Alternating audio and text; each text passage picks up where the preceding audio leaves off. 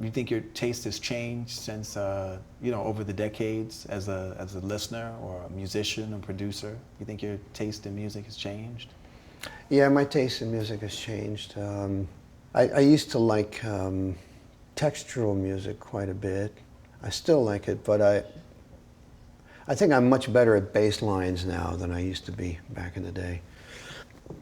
Coming out of Canada, I didn't have a lot of knowledge of bass, but I had a lot of knowledge of melody, so I wanted to learn more about the bass. And I decided to go, aside from my work in Europe, I decided to go to New Orleans to learn about the bass, and I went there to make a record with the Neville Brothers. And that was a fascinating journey because it really broadened my education. I was able to have an understanding of where the bass lines came from, largely from the tuba. And then, you know, as instruments went more electric, the meters came out of there, and I was able to, you know, hang with George Porter, the bass player from the Meters. And so in a year's time, I learned so much about the bass. Right. And I was very, very grateful for having gone down there. And Wow. you know, I thank the Neville Brothers. And I got to meet all their associates and Uncle Jolly. And so the broadening of one's education will, you know, cause you to change your taste. You know, that's just the way, that's evolution in life. You know. Rolling Stone called you, you know, one of the most important, or the most important record producers of the 80s. How do you feel when you hear like someone say that about you? You know, the 80s for me, I was so isolated that I had no idea what was going on in the world. I mean, I was very much into my technology and my laboratory, but I was so devoted to my work that... By the way, I'm going to use that. I'm now going to refer to my studio as my laboratory. It's a good way to look at it. My laboratory. It's a great way of looking at it. It's actually true, but I'm sorry. Yeah, I that's all interrupted right. you. I was just, like, for example, you know, working in Ireland and working in England with Peter Gabriel, we were largely in the country. And what was that like? Well, in the country? Yeah, the Peter Gabriel record, I made a record with him called So. It was a very big record, and we made it in a cattle barn. The control room was nothing to look at. And literally cows like pressing their faces up against the window.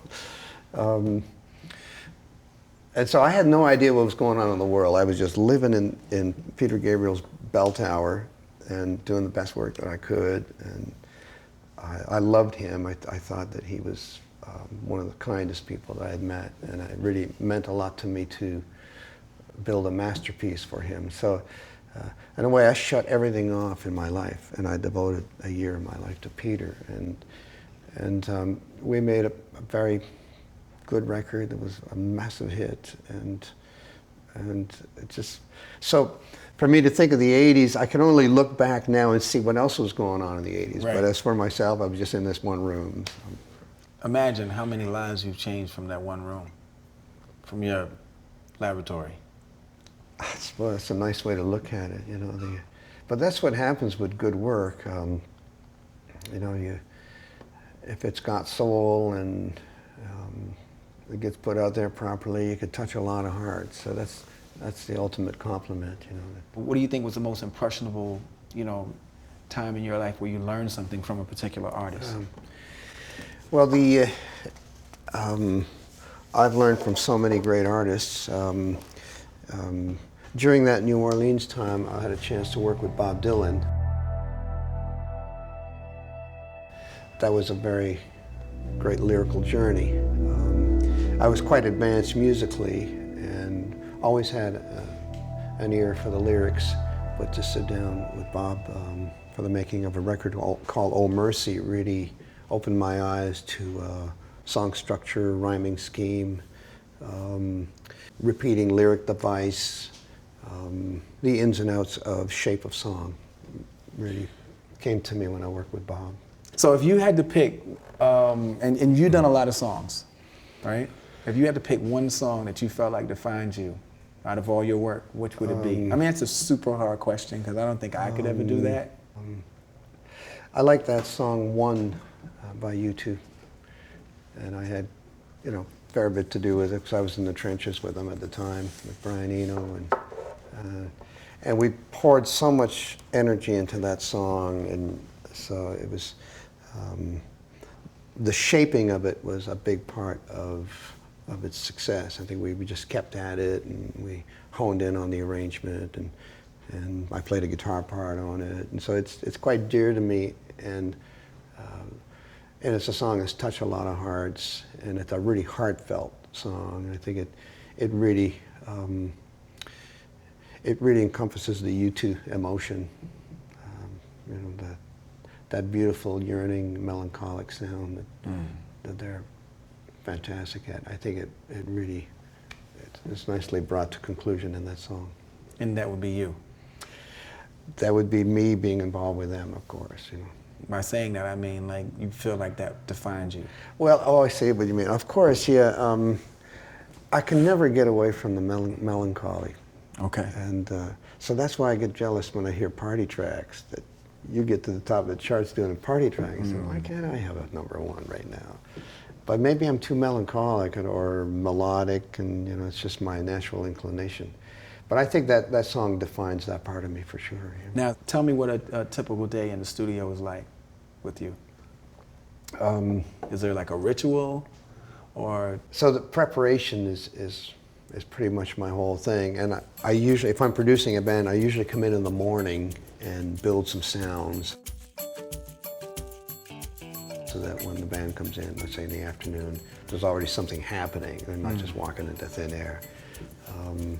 But what about for you though? Like, where's your favorite? What's your station of choice when you're doing that process? Is it behind your steel guitar, or is it behind the mixing board? Like, where's the best? Well, you know, I have different technique. I always keep my steel guitar handy because it's very liquid sounding and can provide me with a certain kind of direction for a day. But then I keep beats. I have a beat orphanage, a melody orphanage, and a lyric orphanage, with these little boxes where things live that I put some work into, but they've not found a song home yet.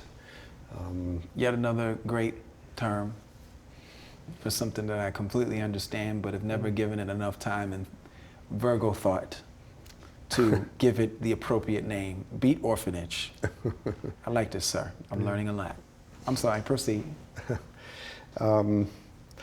What happens with my tracks is they go through many stages. You might get a certain kind of, it will have a certain sound that is at the beginning, and then that evolves. Sometimes I will choose to, if the bass line is strong, I may choose to make that the melody and put, when I play you this track a little later, you'll see that the bass line is outlined with an opera voice. And so the two together then gel, a little bit like Jimi Hendrix's Manic Depression, guitar and bass in unison. There's something very powerful about that. So so if something raises its hand and says, I am the hook, or I am the melody, or I am the front of the picture, then I will pay attention to that and try and add to it, either in unison or by harmonic complement. It's funny because as much as it's methodical, it's very natural too. You're not necessarily compartmentalizing. You've just given things like really smart titles, and it's just so it's filed away so neatly. Are you like a neat person, or is this just the neatness is basically a concept in your head? Yeah, I'm very neat with my tools.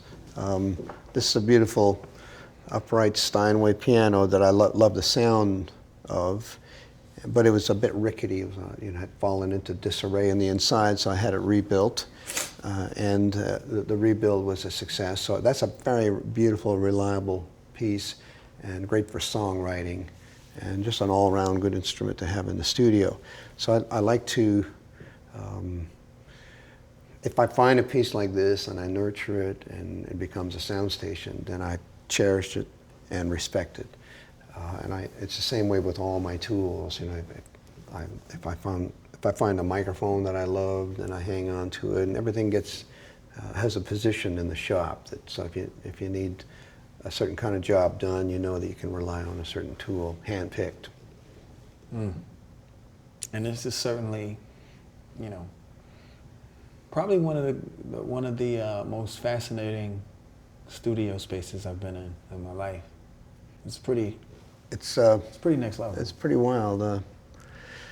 Yeah, and we mix modern technology with antique stuff. You know, like this box up here is what they call a Pultec equalizer. Sure.